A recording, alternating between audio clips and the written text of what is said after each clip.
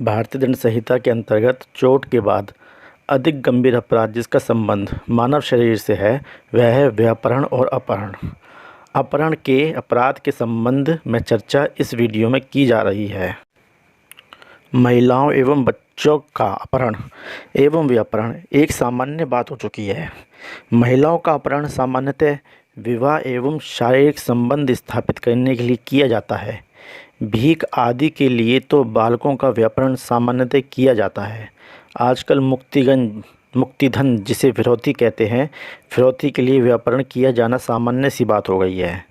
यह व्यापहरण का एक नवीन प्रकार है। इसे फिरौती हेतु व्यापहरण कहा जाता है।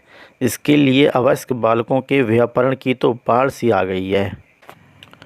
अभिभावकों के संरक्षण में से बालक या बालिकाओं का व्यापहरण किया जाना तो सामान्य घटना बन चुकी है।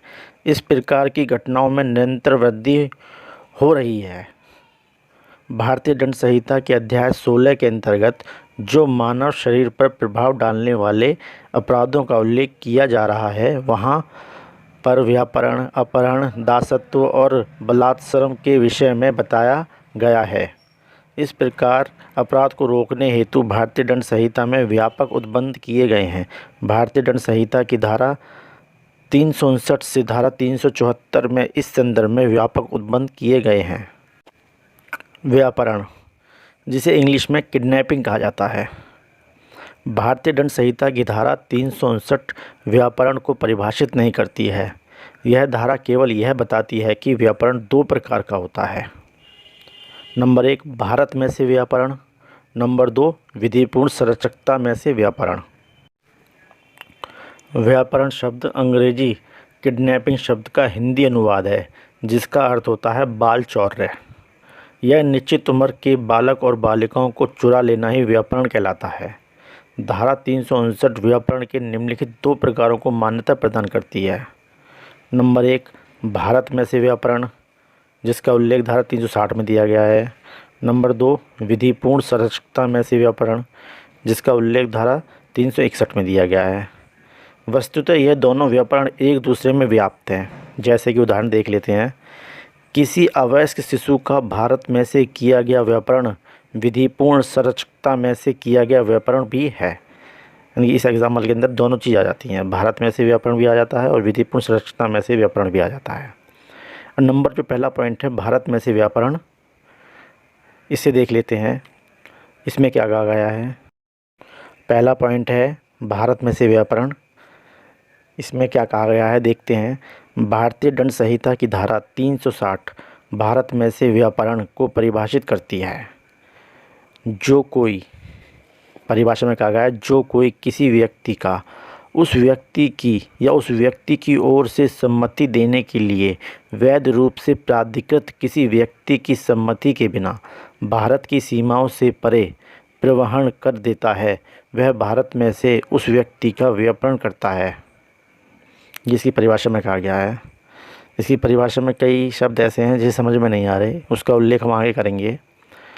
धारा 360 के विश्लेषण से भारत में से व्यापहरण के अपराध के निम्नलिखित आवश्यक तथ्य स्पष्ट होते हैं।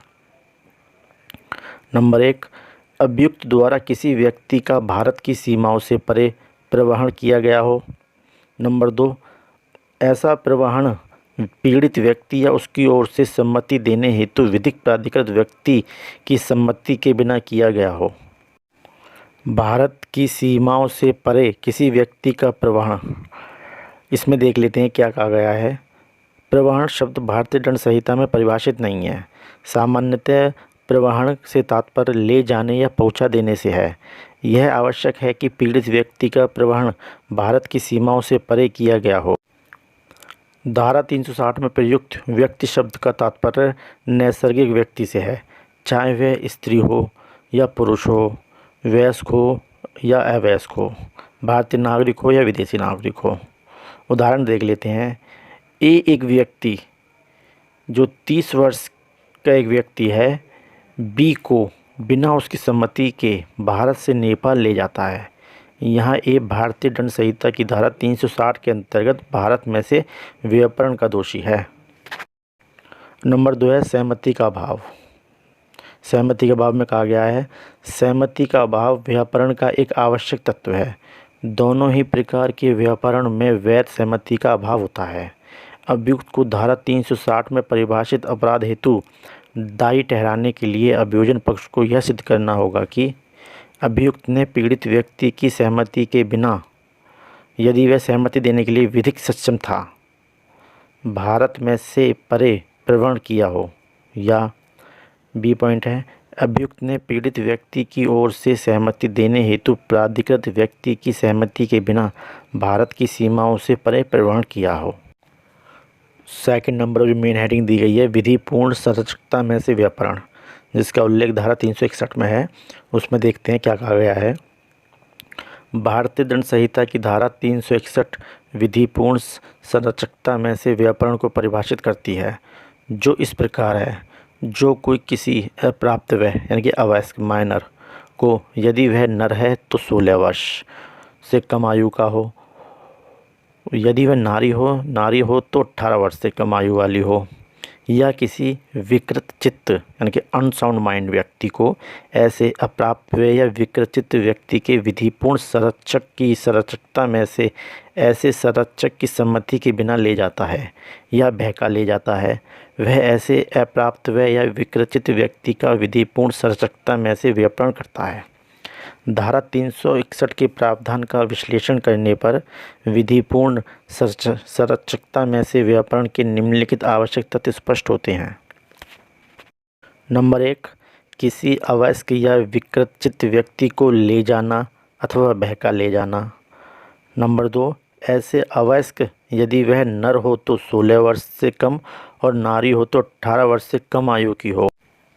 नंबर 3, ले जाने अथवा बहका ले जाने का कार्य ऐसे अवयस्क या विकृत व्यक्ति के विधिपूर्ण संरक्षक की संरक्षकता में से किया गया हो। नंबर 4, ले जाना अथवा बहका ले जाना ऐसे संरक्षक की सम्मति के बिना हुआ हो। अब इसमें एक नंबर पहली जो हेडिंग थी वो थी किसी अवयस्क को ले जाना अथवा बहका ले जाना। इसमें देखते हैं धारा 361 के अपरिभाषित अपराध, यानी कि इसे परिभाषित नहीं किया गया है बहका ले जाना अथवा ले जाने को। धारा 361 के अपरिभाषित अपराध हेतु अभियुक्त को दोषित करने के लिए प्रथमतः यह सिद्ध किया जाना चाहिए कि अभियुक्त पीड़ित व्यक्ति को ले गया या बहका ले गया। ले जाना या बहका ले जाना संहिता में परिभाषित नहीं है। ले जाना उत्प्रेरण या सक्रिय प्रयत्न को इंगित करता है। ले जाने का तात्पर्य उस अवयस्क को या चित्त विकृति को इस प्रकार से उत्प्रेरित करना अथवा उसका इतना सक्रिय प्रयत्न परिणाम स्वरूप साथ करना है कि उस व्यक्ति के मन में उसके साथ जाने का आशय उत्पन्न हो जाए। हरियाणा राज्य बनाम राजाराम 1973 सुप्रीम कोर्ट का एक मामला था। इस मामले में उच्चतम न्यायालय ने कहा कि यदि अभियुक्त के अनुनय विनय एवं मनोहार के परिणाम स्वरूप बालक एवं बालिका अभियुक्त के साथ जाने को स्वयं तैयार हो जाते हैं तो अभियुक्त का कार्य इस धारा के अंतर्गत अपराध माना जाएगा। बहकाकर ले जाने का तात्पर्य वह उत्प्रेरण है जिससे प्रभावित होकर अवयस्क या विकृत व्यक्ति उसके साथ जाने को तैयार हो जाते हैं। अच्छा भोजन, वस्त्र, आवास, मनोरंजन, सुख सुविधा तथा भोग विलास की इच्छा जागृत कर किसी अवयस्क को अपने साथ चलने के लिए सहमत कर लेना बहकाकर ले जाना के अंतर्गत आता है। एक अगला वाद है एम वरदराजन बनाम स्टेट ऑफ मद्रास 1965 का मामला है सर्वोच्च न्यायालय का। इस मामले में उच्चतम न्यायालय ने कहा कि ले जाना तथा साथ चलने की अनुमति देना स्पष्टतः भिन्न है। ऐसी अवयस्क बालिका जो वयस्कता की अत्यधिक निकट है अपने माता पिता के संरक्षक का परित्याग कर देती है और इतनी क्षमता से परिपूर्ण है कि वह जान रही है कि वह क्या कर रही है एवं स्वेच्छता किसी व्यक्ति के साथ चली जाती है, तो ये नहीं कहा जा सकता कि उस व्यक्ति ने उस बालिका को उसके संरक्षक के संरक्षण में से ले जाने का कार्य किया है। नंबर 2 पॉइंट है 16 वर्ष से कम आयु का नर, 18 वर्ष से कम आयु की नारी और विकृतचित्त व्यक्ति। भारतीय दंड संहिता में 1949 से पूर्व व्यापारित बालक एवं बालिका की आयु 15 एवं 16 वर्ष थी। 1949 में संशोधन करके बालक की उम्र 16 वर्ष और बालिका की उम्र 18 वर्ष कर दी गई। एक वाद आया था, दीन मोहम्मद का वाद था। ये सन 1939 में लाहौर हाई कोर्ट का वाद था। लाहौर हाई कोर्ट ने इस मामले में कहा कि एक 20 वर्षीय बालिका को धतूरे का विष खिलाकर अचेत कर दिया गया और उसका व्यापरण कर लिया गया। न्यायालय ने कहा कि उस बालिका को ले जाने वाले व्यक्ति ने व्यापरण का अपराध नहीं किया। न्यायालय ने कहा कि व्यापरित किया गया व्यक्ति यदि स्वस्थचित्त था परंतु विष देकर अचेत कर दिया गया तो उसे विकृचित व्यक्ति नहीं कहा जा सकता। नंबर 3 पॉइंट है विधिपूर्ण संरक्षक। विधिपूर्ण संरक्षक क्या होता है इसे देख लेते हैं। धारा 361 में परिभाषित अपराध के गठन के लिए यह आवश्यक है कि पीड़ित व्यक्ति विधिपूर्ण संरक्षकता में से रहा हो तथा उसे वहां से अभियुक्त द्वारा हटाया गया हो या फुसलाया गया हो। ऐसे व्यक्ति जो अनाथ रहा हो या जिसका कोई विधिपूर्ण संरक्षक न रहा हो के विरुद्ध व्यापरण का अपराध नहीं किया जा सकता। धारा 361 के प्रयोजन हेतु विधिपूर्ण संरक्षक धारा व्यापक अर्थों में प्रयुक्त है। धारा 361 के स्पष्टीकरण के अनुसार ऐसा व्यक्ति जिसकी अभिरक्षा तथा देखरेख में अवयस्क या विकृचित व्यक्ति विधित न्यस्त किया गया हो विधिपूर्ण संरक्षक माना जाएगा। यदि ऐसे व्यक्ति अपनी इच्छा में से किसी स्थान, गली या बाजरा में जाते हैं तो इसका तात्पर्य यह नहीं है कि उनके ऊपर से विधिपूर्ण संरक्षक की संरक्षकता समाप्त हो गई है। यदि कोई अवयस्क अपने संरक्षक के घर को स्वयं छोड़कर चला जाता है और पुनः लौटकर आने की उसकी इच्छा नहीं होती तो यह नहीं कहा जा सकता कि उस अवयस्क को उसके विधिपूर्ण संरक्षक की संरक्षकता में से ले जाया गया अथवा बहका कर ले जाया गया। एक वाद आया था गुलदर सिंह 1865 में। इस मामले में एक अवयस्क बालिका अपने घर से दुर्व्यवहार के कारण भाग निकली। अभियुक्त से वह सड़क पर मिली और उसके साथ कुली के रूप में रहने के लिए स्वयं चली गई। न्यायालय ने अभिनिर्धारित किया कि अभियुक्त ने व्यापरण का अपराध नहीं किया था। नंबर 4 पॉइंट है विधिपूर्ण संरक्षक की सहमति। विधिपूर्ण संरक्षक की सहमति क्या होती है इसे देख लेते हैं। धारा 361 के अंतर्गत व्यापरण का अपराध तभी घटित होता है जब किसी अवयस्क बालक, बालिका अथवा विकृचित व्यक्ति को विधिपूर्ण संरक्षक की सम्मति के बिना ले जाया गया हो अथवा बहका ले जाया गया हो। ऐसे अवयस्क बालक, बालिका अथवा विकृचित व्यक्ति की सम्मति का कोई महत्व नहीं है। यदि मिथ्या व्यपदेशन अथवा छल द्वारा माता पिता को उत्प्रेरित करके बालिका को ले जाने की सम्मति ली गई है अथवा बालिका को ले जाने अथवा बहकाकर ले जाने के बाद उनकी सम्मति मांगी गई है तो इस प्रकार ले जाना अथवा बहकाकर व्यापरण माना जाएगा। एक वाद आया था निमाई चटराजन, ये 1900 का वाद है, कलकत्ता हाई कोर्ट का। इस मामले में कलकत्ता उच्च न्यायालय ने यह सिद्धांत प्रतिपादित किया कि व्यापरण का अपराध निरंतर चलने वाला अपराध नहीं है। यह अपराध उसी क्षण पूरा हो जाता है जिस क्षण अवयस्क बालक एवं बालिका को विधिपूर्ण संरक्षकता में से हटाया जाता है। उस अवयस्क बालक एवं बालिका को बाद में ले जाने वाला व्यक्ति विधिपूर्ण संरक्षकता में से व्यापरण के अपराध का दोषी नहीं होगा। जो उदाहरण देख लेते हैं। एक 15 वर्षीय लड़की को उसके विधिक संरक्षक की सम्मति के बिना अपने घर ले आया। उस लड़की को 1 सप्ताह अपने घर पर रखा। इसके बाद बी ए के घर आया और बी उस लड़की को अपने घर ले गया और 20 दिन तक उसको अपने घर पर रखा।